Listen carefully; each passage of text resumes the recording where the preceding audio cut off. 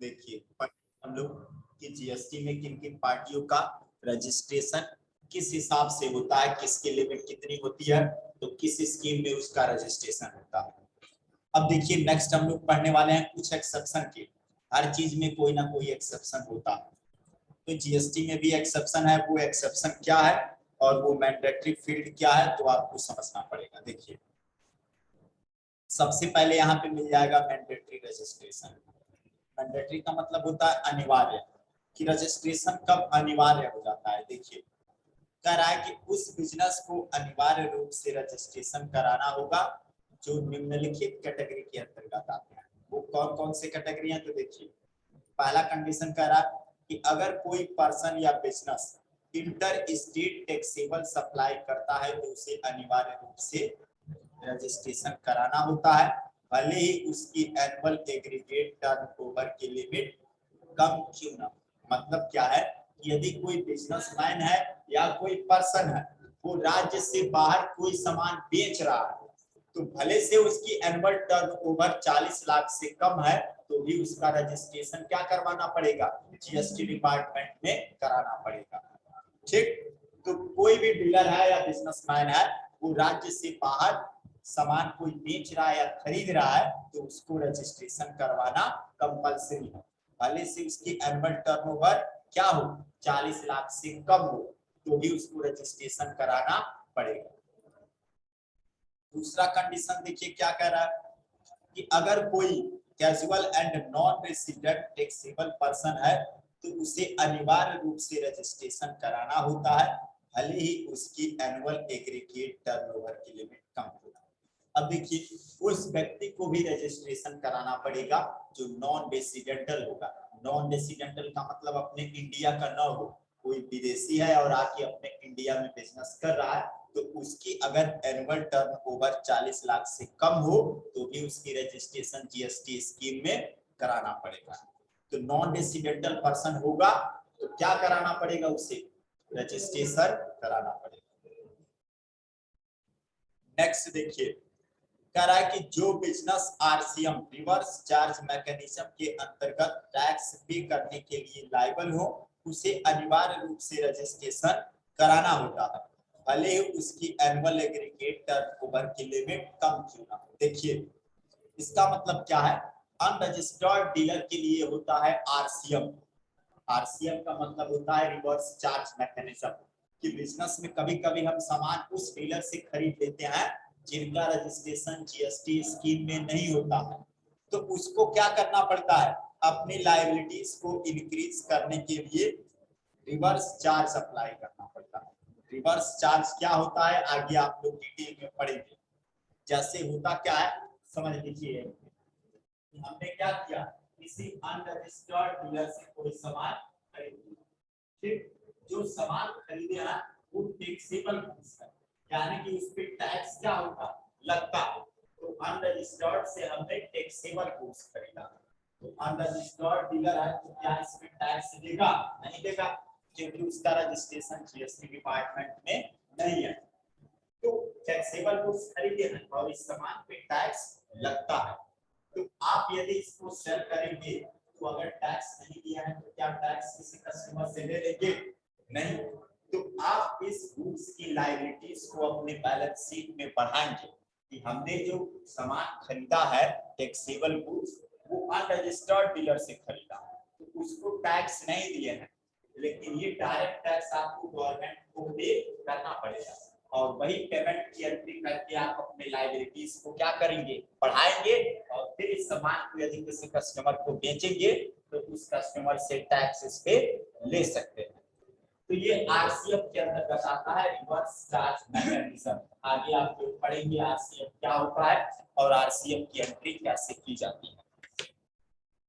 Next देखिए इसमें मिल जाएगा, अगर कोई एजेंट किसी टैक्सेबल पर्सन के आधार पर गुड्स या सर्विस सप्लाई करता है तो उसे अनिवार्य रूप से रजिस्ट्रेशन कराना होता है, भले ही उसकी एनुअल एग्रीगेट टर्नओवर की लिमिट कम क्यों ना हो। देखो अब कोई एजेंट है, थर्ड पार्टी है, और टैक्सेबल पर्सन के आधार पर गुड्स और सर्विस सेल कर रहा है या सप्लाई कर रहा है, तो उसे भी अपनी रजिस्ट्रेशन जीएसटी स्कीम में कराना पड़ेगा, भले से उसका एनुअल टर्नओवर की लिमिट 40 लाख से कम क्यों ना हो। नेक्स्ट देखिए, कह रहा है कि जो इनपुट सर्विस डिस्ट्रीब्यूटर, यानी कि जो केवल सर्विस को डिस्ट्रीब्यूट करते हैं, वो केवल सर्विस का बिजनेस करते हैं, उसे अनिवार्य रूप से रजिस्ट्रेशन कराना पड़ता है। तो जिनका भी सर्विस डिस्ट्रीब्यूट करने का बिजनेस है, उनको भी अपना रजिस्ट्रेशन जीएसटी स्कीम में कराना पड़ेगा।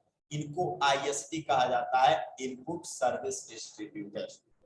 तो जितनी भी सर्विस प्रोवाइडर कंपनियां हैं, उनको अपना रजिस्ट्रेशन जीएसटी स्कीम में कराना पड़ता है। नेक्स्ट देखिए, जो ई कॉमर्स प्लेटफॉर्म पर अपना व्यापार करते हैं या ई कॉमर्स ऑपरेटर है, उसे अनिवार्य रूप से रजिस्ट्रेशन कराना होता है, भले ही उसकी एनुअल एग्रीगेट टर्नओवर की लिमिट कम क्यों ना हो। एनुअल टर्नओवर हम लोग पढ़ लिए कि एक साल में कितने का सामान बेचता है, वही उसकी टर्नओवर कहलाता है। तो देखो, जो ई कॉमर्स है, ई कॉमर्स का मतलब इलेक्ट्रॉनिक कॉमर्स, जैसे अमेजॉन हुआ, फ्लिपकार्ट हुआ, शॉपी हुआ, ये सब क्या है? ई कॉमर्स के उदाहरण है, जहां पे हम लोग प्रोडक्ट को खरीदते हैं। ठीक, तो यदि कोई ई कॉमर्स बिजनेस चला रहा है, इलेक्ट्रॉनिक कॉमर्स, ऑनलाइन सामानों को बेच रहा है, तो अगर उसका एनुअल टर्नओवर 40 लाख से कम होगा तो भी उसको रजिस्ट्रेशन करवाना पड़ेगा। तो जितने सारे ई कॉमर्स बिजनेस करते हैं इलेक्ट्रॉनिक प्लेटफॉर्म वाला, उन सबको रजिस्ट्रेशन कराना पड़ेगा, चाहे वो एक साल में 20 लाख का सामान बेचे, 15 लाख का या 10 लाख का, उनको रजिस्ट्रेशन कराना पड़ेगा। अब देखो, भारत से बाहर की ऐसी कंपनी जो ऑनलाइन इंफॉर्मेशन और डाटाबेस एक्सेस की सर्विस भारत के भीतर किसी अनरजिस्टर्ड पर्सन को देते हैं, उसे अनिवार्य रूप से रजिस्ट्रेशन कराना होता है, भले ही उसकी एनुअल एग्रीगेट टर्नओवर की लिमिट कम क्यों ना हो। तो देखो, कोई भी भारत से बाहर की कंपनी है जो ऑनलाइन इंफॉर्मेशन और डाटाबेस एक्सेस की सर्विस भारत में वो सप्लाई कर रही है, भारत के भीतर किसी अनरजिस्टर्ड, अनरजिस्टर्ड का मतलब पता है, ऐसा व्यक्ति या ऐसा कंपनी या ऐसा बिजनेस जिसका रजिस्ट्रेशन जीएसटी डिपार्टमेंट में न हो, उसे अनरजिस्टर्ड डीलर कहा जाएगा या अनरजिस्टर्ड बिजनेस कहा जाएगा। तो कोई भी भारत की बाहर की जो कंपनियां हैं ऑनलाइन सर्विस दे रही हैं किसी अनरजिस्टर्ड बिजनेस को, तो उसे अनिवार्य रूप से रजिस्ट्रेशन कराना होगा, चाहे उसकी टर्नओवर की लिमिट कम क्यों ना हो। ये कुछ मैंडेटरी फील्ड है कि अगर भले से 40 लाख से कम का भी किसी का टर्नओवर हो, अगर वो ई कॉमर्स का बिजनेस करेगा तो रजिस्ट्रेशन कराना पड़ेगा, सर्विस की डिस्ट्रीब्यूशन करेगा तो भी रजिस्ट्रेशन कराना पड़ेगा।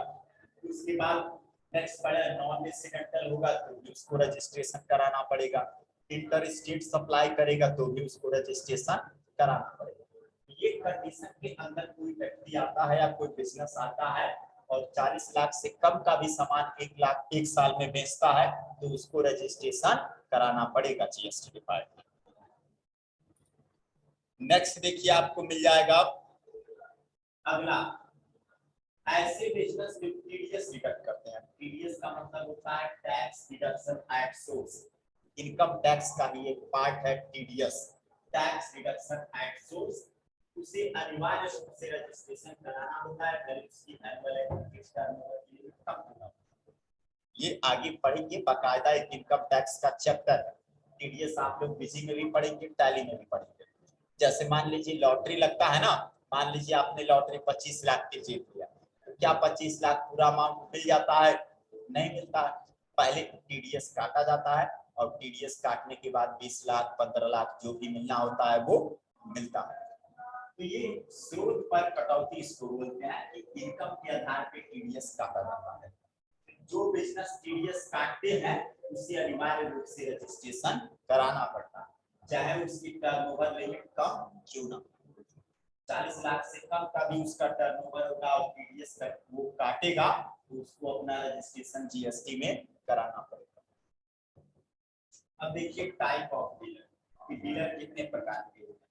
मुख्यतः डीलर दो प्रकार के होते हैं, एक होता है रेगुलर डीलर और एक होता है कंपोजिशन डीलर। देखिए अब रेगुलर डीलर क्या होता है ये समझ जाओ।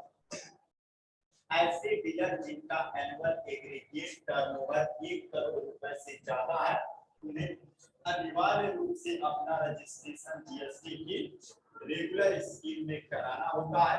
ऐसे डीलर को अपना टैक्स मंथली क्वार्टरली जमा करना होता है। ऐसे डीलर को टैक्स कैलकुलेट करने के लिए निम्नलिखित फार्मूला का प्रयोग करना होता है। 1 जनवरी 2021 से क्वार्टरली मंथ पेमेंट स्कीम के अंतर्गत क्वार्टरली रिटर्न भी फाइल कर सकते हैं। इसका मतलब क्या है ये समझिए।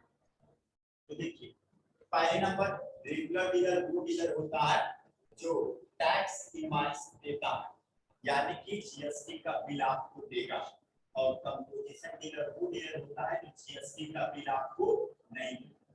ठीक, रेगुलर डीलर जो होता है वो अपना टैक्स मंथली भी पेमेंट करता है और क्वार्टरली का मतलब समझते हैं 1 महीने में एक बार, और मंथली का मतलब हर महीने।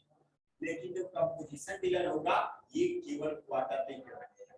ठीक, नेक्स्ट है कि जो रेगुलर डीलर होता है टैक्स इनवॉइस इशू करेगा और composition dealer bill of supply issue करेगा। बिल ऑफ सप्लाई का मतलब कि केवल वो बिल तो देगा लेकिन सामान का, मान लो हमने कंपोजिशन डीलर से सामान खरीदा, एक मोबाइल खरीदे तो केवल मोबाइल का बिल देगा कि हाँ हमने आपको मोबाइल बेचा, लेकिन उस पर टैक्स नहीं दिखाएगा कि सीजीएसटी इतना एससीएसटी। लेकिन रेगुलर डीलर वो दिखाएगा कि अगर रेडमी का एक पीस आपको मोबाइल बेचा है तो 9% सीजीएसटी और 9% एससीएसटी। तो देखो रेगुलर डीलर क्या होता है, तो रेगुलर स्कीम में वो अपना रजिस्ट्रेशन कराते हैं जिसका टर्नओवर 1 करोड़ रुपए से ज्यादा। टर्नओवर का मतलब समझते हैं, एक साल में यदि वो 1 करोड़ रुपए से ज्यादा का सामान बेच देता है तो उसको अपना रजिस्ट्रेशन किस स्कीम में कराना है, रेगुलर स्कीम में। और जिनका टर्नओवर 40 लाख या 1 करोड़ के बीच में होता है उनका रजिस्ट्रेशन किस स्कीम में होगा, कंपोजिशन स्कीम में। अगर मान लो केवल रेगुलर में ही रजिस्ट्रेशन हो तो छोटे मोटे व्यापारी रजिस्ट्रेशन थोड़ी कराएंगे। मार्केट में देखते होंगे कई तरीके के बिजनेसमैन हैं, किसी का सेलिंग कम है किसी का ज्यादा है। तो जिनका 1 करोड़ रुपए से ज्यादा है वो अपना रजिस्ट्रेशन रेगुलर स्कीम में कराते हैं और जिनका कम है वो कंपोजिशन स्कीम में कराते हैं। रेगुलर डीलर को टैक्स इनवॉइस देना पड़ता है, मतलब वो जीएसटी का बिल देगा और ये टैक्स इनवॉइस नहीं देगा, केवल बिल देगा कि हाँ आपने उसके यहाँ से एक मोबाइल खरीदा, उस पर टैक्स का कैलकुलेशन नहीं रहेगा। तो देखो अंतर क्या क्या है, regular dealer tax invoice issue करेगा, composition dealer bill of supply issue करेगा। ये टैक्स इनवॉइस देगा ये नहीं देगा। रेगुलर स्कीम का जो टर्नओवर लिमिट है 1 करोड़ है, इसकी 40 लाख। रेगुलर डीलर अपना जो टैक्स का पेमेंट करेगा वो मंथली भी करेगा क्वार्टरली भी करेगा, लेकिन कंपोजिशन डीलर केवल क्वार्टरली पेमेंट करेगा। ठीक, उसके बाद देखो रेगुलर डीलर को क्या करना रहेगा, जितना गुड्स के परसेंटेज रहेगा उतना ही गवर्नमेंट को पे करना है। जैसे मान लो कोई फोन है रेडमी, मान लो इस पे 18% जीएसटी लग रहा है तो 18% गवर्नमेंट को पे करना पड़ेगा। लेकिन जो कंपोजिशन डीलर होगा वो अपने इनकम का केवल 1% ही गवर्नमेंट को पे करेगा। देखो लिखा है ना,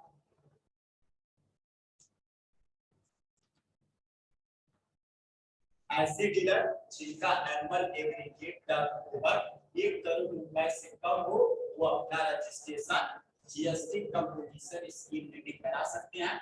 वास्तव में कंपोजिशन स्कीम को जीएसटी प्रोसेस को आसान बनाने के लिए किया गया है। इस स्कीम के अंतर्गत निम्नलिखित नियम है। वो नियम कौन कौन है, तो ऐसे डीलर को अपने टर्नओवर का एक निर्धारित परसेंटेज 1% टैक्स के रूप में गवर्नमेंट को जमा करना होता है। मतलब क्या है कि अगर मान लो एक साल सपोज दैट को 50 लाख का सेल किया तो 50,000 का केवल 1% ही गवर्नमेंट को क्या करेगा, पे करेगा। 5 लाख किया है तो 5 लाख का केवल 1% ही गवर्नमेंट को पे करेगा। ऐसे डीलर को ना तो डिटेल रिकॉर्ड मेंटेन करने की जरूरत पड़ती है और न ही टैक्स इनवॉइस इशू करने की। बताएं ये डीलर जो होता है टैक्स इनवॉइस इशू नहीं करता। ठीक, रूल्स और प्रोसीजर फॉलो करना पड़ता है, मतलब किसी प्रकार की कोई रूल्स और प्रोसीजर को फॉलो करने की जरूरत नहीं पड़ता है, और ना ही स्टॉक मेंटेन करने की जरूरत पड़ती है, और ना ही सेल और परचेस का इनवॉइस फाइल रिटर्न फाइल। ठीक, उसके बाद ऐसे डीलर को केवल क्वार्टरली रिटर्न करना होता है। हम लोग पढ़े रेगुलर में क्या था कि उसको अपना मंथली और क्वार्टरली अपने जीएसटी रिटर्न फाइल को मंथली भरेगा और 3 महीने के लिए भरेगा, लेकिन जो कंपोजिशन होगा वो केवल 3 महीने पे ही एक बार भरेगा, क्वार्टरली पेमेंट करेगा। ऐसे डीलर को आईटीसी प्राप्त नहीं होता है। आईटीसी का मतलब होता है इनपुट टैक्स क्रेडिट, तो ऐसे डीलर को आईटीसी नहीं होता, और ऐसे डीलर टैक्स इनवॉइस इशू करने का अधिकार नहीं है, और ना ही ऐसे डीलर टैक्स कलेक्ट कर सकते हैं। तो ये ना टैक्स लेगा और ना ही जीएसटी के बिल पे टैक्स दिखाएगा। अब देखो दोनों के बीच तुलना करना, क्या क्या कंपैरिजन, ये कंपोजिशन डीलर है और ये रेगुलर डीलर। अगर कंपोजिशन डीलर कोई सामान मान लो परचेस करता है 25,000, देखो रेगुलर डीलर यहाँ 25,000 होना चाहिए, गलती से वहां 2500 डाल। ठीक, तो अगर रेगुलर डीलर भी 25,000 का करेगा तो देखो मान लो इसने क्या किया 5% पेमेंट किया, तो 25,000 का निकाले तो 5% कितना होगा 1250।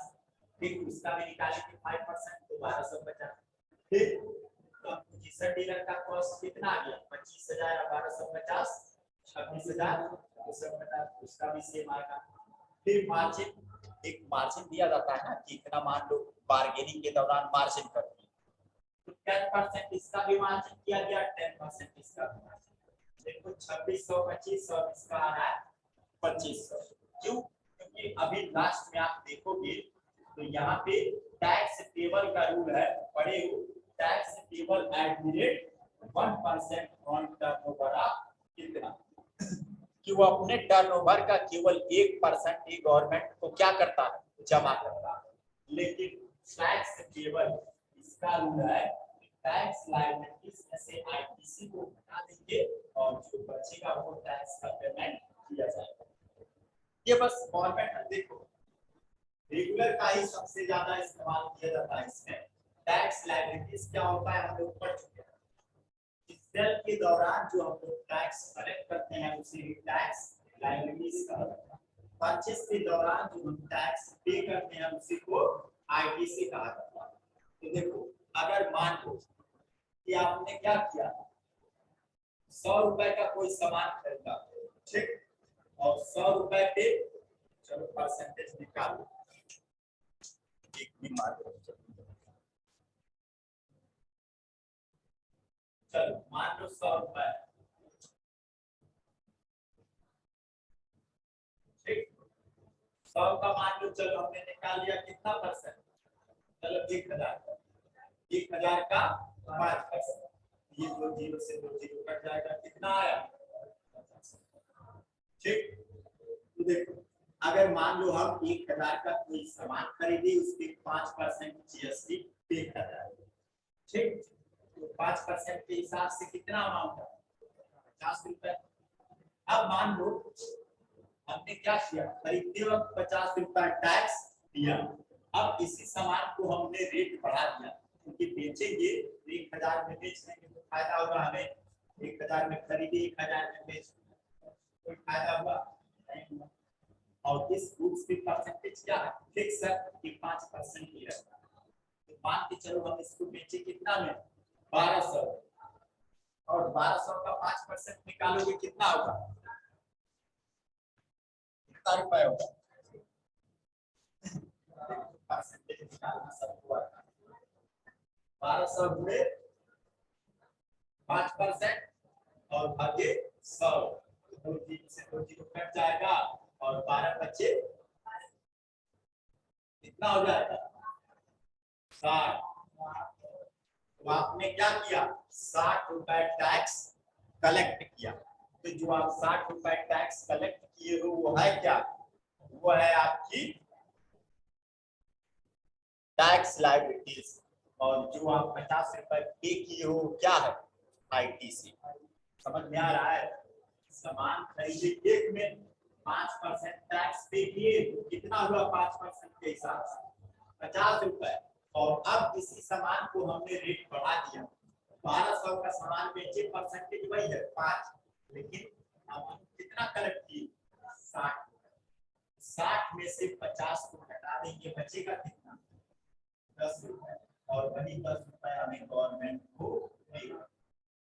ठीक, तो जीएसटी पेबल का यही रूल होता है, tax liabilities minus ITC.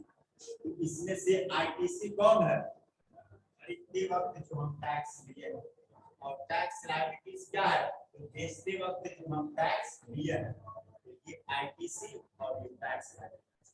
Tax liabilities हमने कितना कलेक्ट किया 60 रुपए, 60 यहाँ रख दो, अब माइनस आईटीसी, आईटीसी कितना 50 घटा दो, बचेगा कितना 10 रुपए, वही आपको टैक्स के रूप में गवर्नमेंट को देना।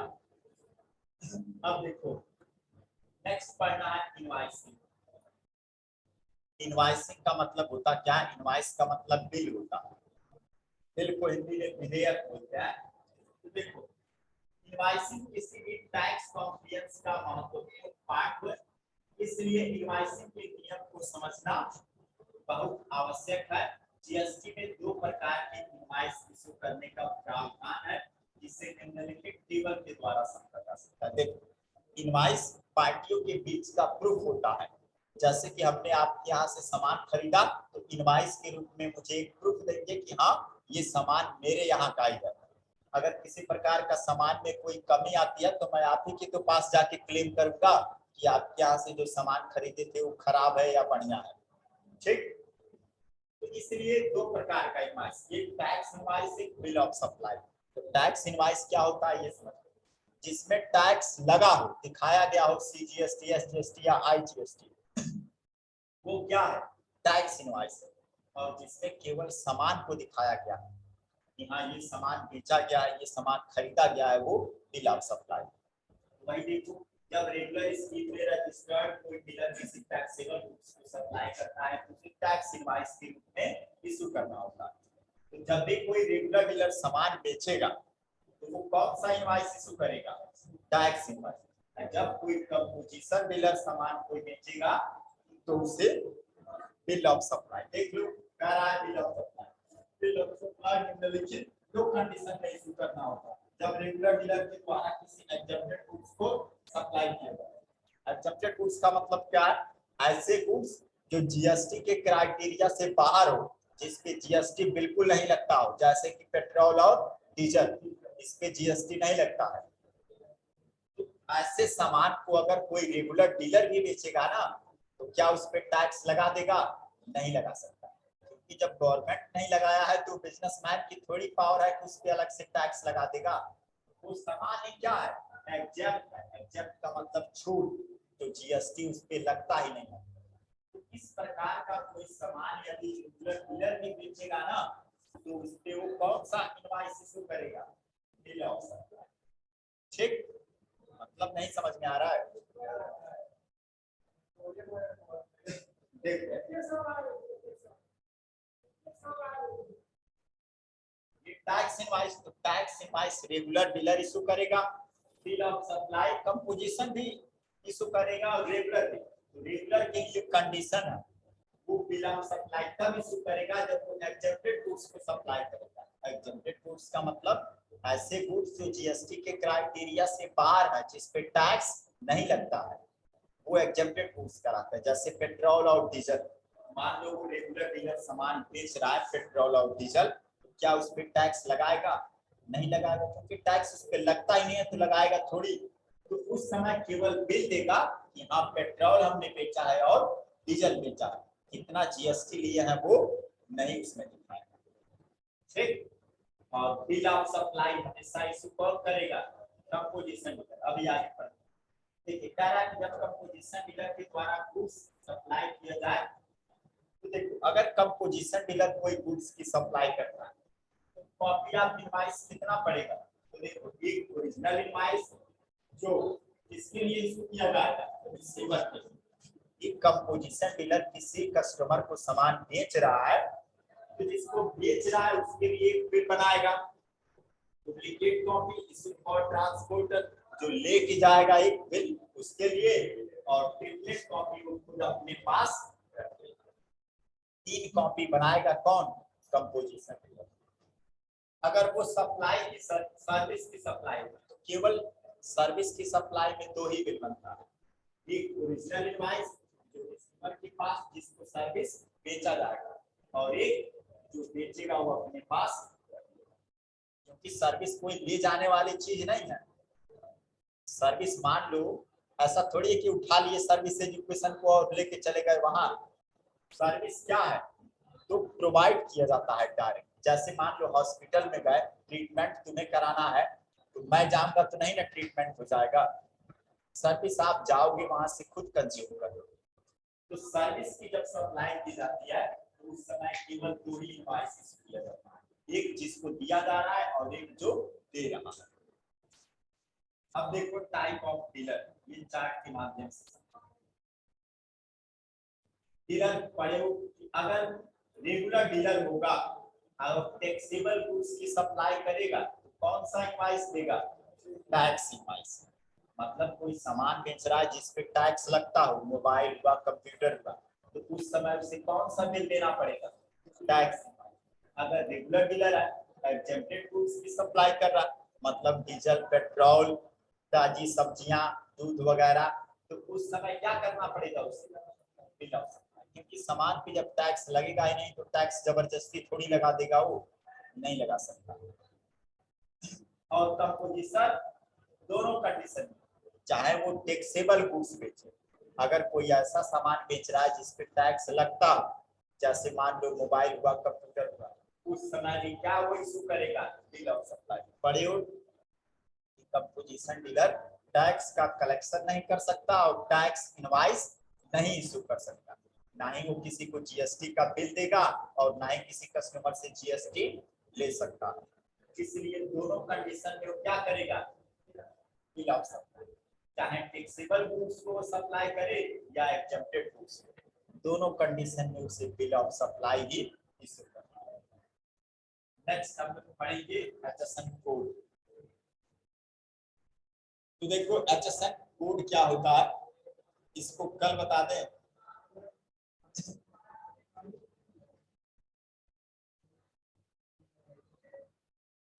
कितना है इसमें, चलो कल खत्म हो जाएगा, कितना हम प्रयास करेंगे लास्ट में आके एक पेज बच ही जाएगा, कल खत्म हो जाएगा।